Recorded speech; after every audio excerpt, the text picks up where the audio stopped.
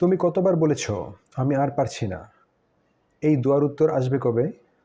তুমি অপেক্ষা করছো দিনের পর দিন, আর প্রতিটি প্রতীক্ষার মাঝেই জমেছে হতাশা।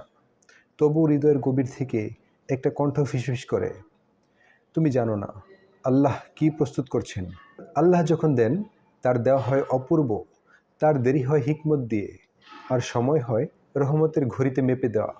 তোমরা মনে করো না যে আল্লাহ দেরি করছেন, তিনি দিচ্ছেন প্রতিটা জিনিস নির্ধারিত সময়ে।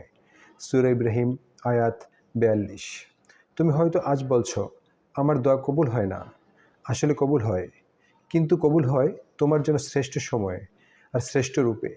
তুমি কল্পনা করেছিলে এক নির্দিষ্ট রূপ, আল্লাহ দিয়েছেন আরও উত্তম কিছু, যা তুমি তখন বোঝনি, কিন্তু আজ উপলব্ধি করছো।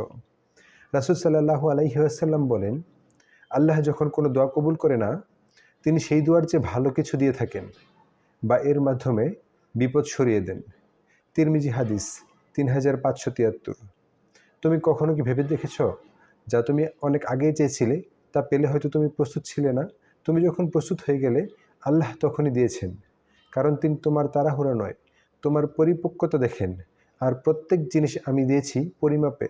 সূরা আল কামার আয়াত 49। আল্লাহর দেয়া কোনো কিছুর আগে পরে হয় না, তার কাছে সময় ও ইবাদতের মতো সুশৃঙ্খল। তুমি এখন যেটা পাওনি তা একদিন আসবে, ঠিক তখন যখন তা শুধু চাওয়াতে থাকবে না, বরং প্রাপ্তি হয়ে উঠবে। তুমি যদি জানো আল্লাহর দেরি কোনো শূন্যতা নয়, বরং সেই সময়টা হচ্ছে তোমার আত্মাকে প্রস্তুত করার এক পবিত্র মুহূর্ত। তুমি হয়তো আজ ভালোবাসা চাও, আল্লাহ আগে তোমাকে শেখাচ্ছেন কিভাবে নিজেকে ভালোবাসতে হয়, কিভাবে তার উপর তাওয়াক্কুল রাখতে হয়। তুমি হয়তো চাও সফলতা, কিন্তু আল্লাহ দিচ্ছে তোমাকে প্রস্তুতির ধৈর্য। তুমি চাইছো আলো, কিন্তু আল্লাহ দিচ্ছেন অন্ধকারে হাঁটার সাহস। রাসূল সাল্লাল্লাহু আলাইহি ওয়াসাল্লাম বলেন, আল্লাহ দেরি করেন, কিন্তু তার প্রতিদান সুনিশ্চিত। সহিহ মুসলিম হাদিস 2702। তুমি যদি আজও দুঃখে থাকো, তবে জেনে রাখো তোমার এই দুঃখ তোমাকে একটি সময়ের দিকে নিয়ে যাচ্ছে, যেখানে তুমি ফিরে তাকিয়ে বলবে, আলহামদুলিল্লাহ, আল্লাহ দেরি করিয়েছিলেন, কারণ সেই দেরিটাই ছিল আমার সবচেয়ে সুন্দর পাওয়া।